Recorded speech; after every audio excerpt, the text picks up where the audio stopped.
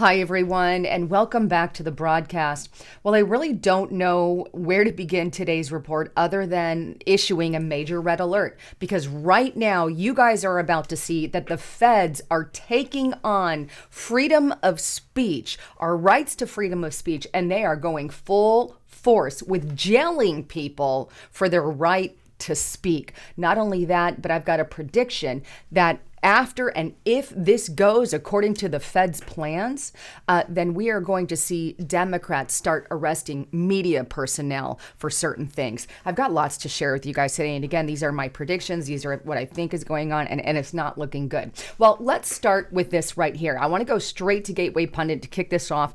But here it is. Breaking: DOJ prosecutors seek 120 days in prison for Owen Schroyer for speaking out against election in 2020, a speech crime. So, if you don't know who Owen Schroyer is, Owen Schroyer works for InfoWars. He's a reporter, and he went to January 6th. He attended that rally. He did not step foot in the Capitol. He never went into the Capitol at all. Despite what the left is saying he did, but it's just a straight up lie. He never went in the Capitol. He did go on the Capitol grounds. And by the way, InfoWars' entire crew is famous for saying on January 6th, don't go in the building. It's a trap. It's a setup.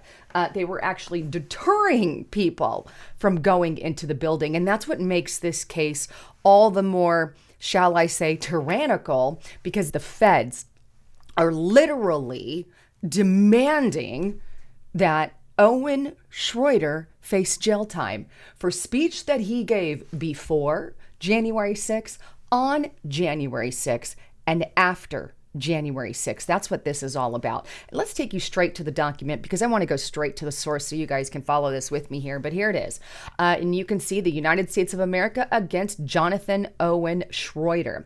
Now, it goes on to state this in the sentencing memorandum. In the months prior to January 6th, Schroyer spread election disinformation paired with violent rhetoric to hundreds of thousands, if not millions, of viewers. He persistently warned in November 2020 that if Joe Biden became president, it's not going to be a million peaceful marchers in D.C. All right, I don't want to pause right there because I want to hit that statement because he specifically says it's not going to be a million peaceful. He's saying there's not going to be peace on January 6th. Well, the feds are using this saying he was calling for violence when in reality, Owen Schroyer was making a prediction that on January 6th, that would be the case, right? They're really twisting this in kind of to their benefit. But I mean, that's what they do, right? Let's go on. And on January 6, 2021, Schroyer took a megaphone before leading a crowd to the Capitol. The Democrats are posing as communists, but we know what they really are. They're just tyrants. They're tyrants. And so today on January 6, we declare death to tyranny, death to tyrants.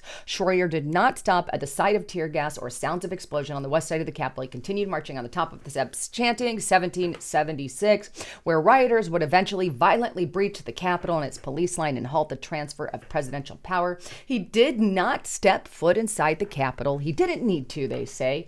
Many of those who listened to him did instead. In the aftermath, he has blamed Antifa and told his followers, we should have been proud of what happened. I'm not proud of what happened. But either way, Schroyer helped create January 6th. The government respectfully requested the court sentence him to 120 days of incarceration, 12 months of supervised release, and 60 hours of community service and $500 in restitution. I'm going to hit the pause button right there because I want to go back to it. But basically what's going on here is we have the feds taking free speech and putting it on trial because the truth of the matter is the left has said rhetoric like that all the time. Go back to Occupy Wall Street, right? They were calling for a revolution just like as you're going to see Owen Schroyer was. They were walking around saying, let's step foot into let's go to the Capitol. Let's, march to the Capitol. They were making very inflammatory rhetoric and just, putting it out there, but yet nothing has happened to any of them. Or let's take Maxine Waters, for example, who went out there and said, get in their faces and don't let them into their restaurants or your buildings or your facilities. And she also talked about wanting to punch Trump. I believe it was her, one of the other Democrats. But get to the streets. Anaya Presley, we have her saying, get to the streets, get out there. get dirty, this kind of thing. And yet they're not going to jail for similar kind of rhetoric, but somehow they're making an example of Owen Schroyer. What's really on trial here, it doesn't matter what side of the fence you're on or whether or not, again, you agree or disagree with what he's saying, right? I obviously am against violence in any way, shape, or form. But the truth of the matter is, he's being brought and sentenced for freedom of speech. Now, this gets even more interesting. Let's go back to that same document there. Now, here are the things that they're actually convicting him of, right? Schroyer pleaded guilty to one count of violating 18 U.S.C. Code 1752A. As explained herein, a sentence of incarceration is appropriate in this case because Schroyer, number one, this is their reasoning, had an active order to stay away from the U.S. Capitol on its grounds January 6, 2021, due to a pending case for disorderly conduct on those grounds. Now, I want to hit the pause button and kind of address this without reading it all in detail, so I'm going to paraphrase it for you. But basically, they're trying to make the case that Owen Schroyer had a pending case of disorderly conduct that told him he wasn't allowed to go anywhere near or step foot in the Capitol, which, by the way, our constitutional rights say that if we have a grievance, we have a right to peacefully march. But either way, the time on that particular active order, it's not necessarily active. That's debatable, right? Because it was back in February, I believe, nearly a year before everything went up in February 2020. And what happened is there was like a certain amount of time that passed. I believe it was 4 months where he was told he should stay away from the Capitol. Well, 4 months passed, January, February, March, April, May. So obviously we're in January 2021. He was allowed to go. However, they're trying to make the case that because he didn't finish his community service, then therefore it still stands. Now that's kind of dragging it out a little more than it should be. So there's a lot of wrong in that. But anyway, that's my opinion. Number two, he stroked the fire of hundreds of thousands of his followers with violent rhetoric and disinformation about the election leading up to January 6th. And during a march he helped lead to the restricted grounds. So here they're saying very clearly, because he stoked, in other words, he said things that they didn't like about the 2020 election, and he said things that were incendiary, right? And they claim was violent rhetoric, whatever. They're saying because of that, you should arrest him. That's their ground number two. And their third and final ground, they want number three, because he praised the actions of the rioters at the Capitol after January 6th on his online streaming show. So here he is getting in trouble for the freedom of speech after the event transpired. So he got in trouble because he said he agreed with what they did on J6. Now, I don't agree with that. Obviously, again, I'm against violence. I don't agree. But because he did, he is now facing jail time. I mean, this is insane. Insane. And clearly, this is about freedom of speech. And here's some of the things he said. And again, you have your own decisions on this, but it says the following day on November 14th, 2020, before it even happened, Schroyer spoke to another DC crowd through a bullhorn, stating that if the mainstream media did not want to broadcast the American Revolution 2.0, then fine, InfoWars will take the exclusive. So they're using this against him. This is just freedom of speech, right? And by the way, Revolution 2.0, this is the exact same rhetoric that was used by Occupy Wall Street and many media personnel.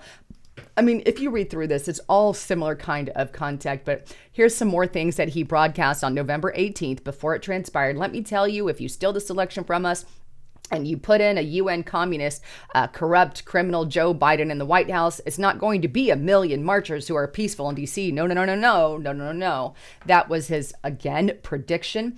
Then we also have this that they put on display. This is something they posted on InfoWars. This is their exhibit. But because it says, be a part of history, fight for Trump, which, by the way, I have a video for at least going on 2 minutes where you have Democrats saying, fight for Biden.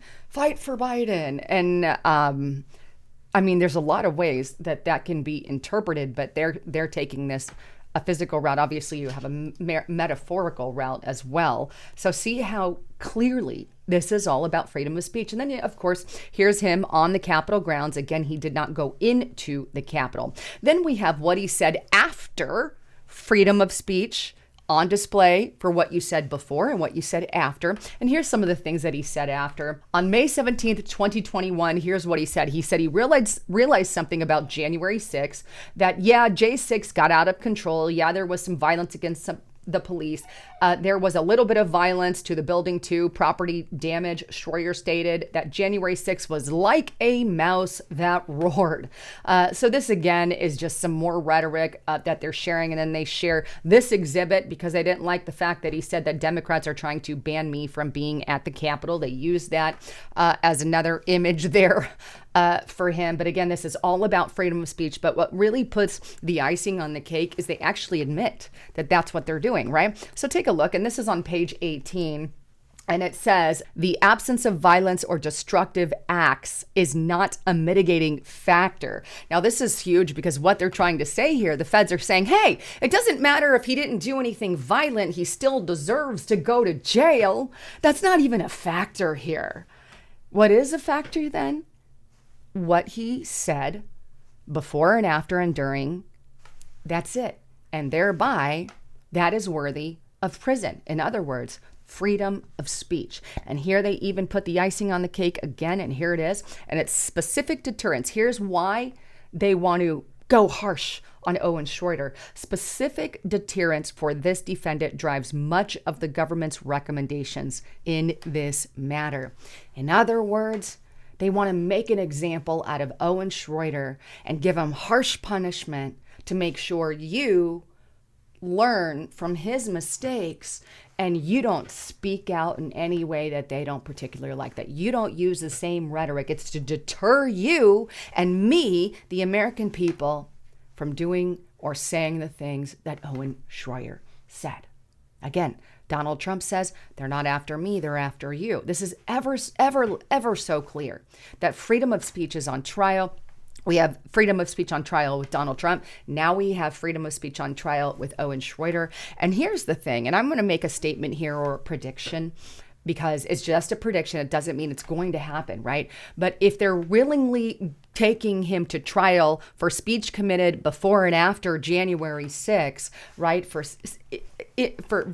ludicrous statements that he made and his rhetoric that he was stating, incendiary rhetoric, right? If they're going to do that, then by golly, the Democrats are also going to start arresting pundits, media personnel next, and specifically media personnel who maybe said, oh yeah, I agree with what happened at January 6th. You know, which is a stupid thing to say, and I don't agree with that. I don't agree with that at all.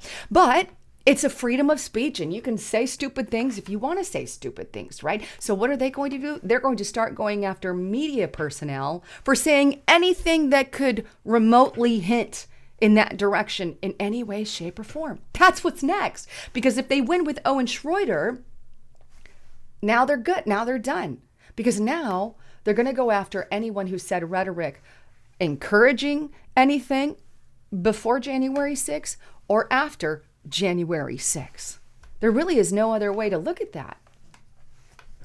And that's a prediction. And I hope to God I'm wrong, but they could definitely start arresting media personnel. Now, for the rest of this, I've got to bring it to restrictedrepublic.com because there's a lot more I want to say to you. So I'm going to do an extended version on restrictedrepublic.com. And by the way, I've got this video there, and I really get into a lot of the J6 stuff of what went on. I know this is on the pro-lifer tab, but you're going to want to see this. But right now, you can get to Restricted Republic. Use the coupon code Independence, and you're going to get it for $4 per month for the first 2 years. But just use that coupon code. But get to restrictedrepublic.com to hear the rest of this video. Hope to see you guys there. All right. Love you all. I'm Lisa Haven, signing out.